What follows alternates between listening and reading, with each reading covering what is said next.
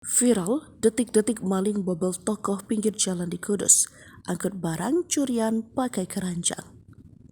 Viral aksi maling di Kudus, pelaku bobol toko pinggir jalan dini hari. Angkut barang curian pakai keranjang.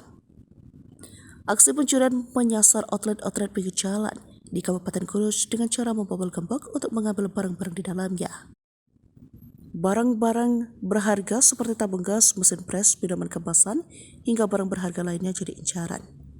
Salah satunya pembobolan outlet ST Nusantara yang berada di tepi jalan raya di Kecamatan Dawe, Kabupaten Kudus, Jawa Tengah. Aksinya terekam kamera pengawas CCTV, memperlihatkan pelaku pencurian menggunakan sepeda motor yang dilengkapi keranjang.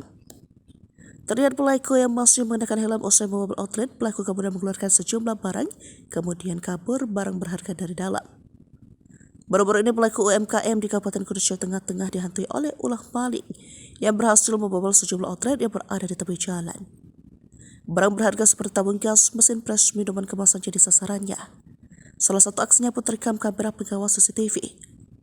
Dari informasi kepolisian, kejadian pembobolan outlet tepi jalan ST Nusantara tersebut terjadi pada Jumat 6 Oktober 2023 dini hari sekitar pukul 2 waktu Indonesia bagian Barat.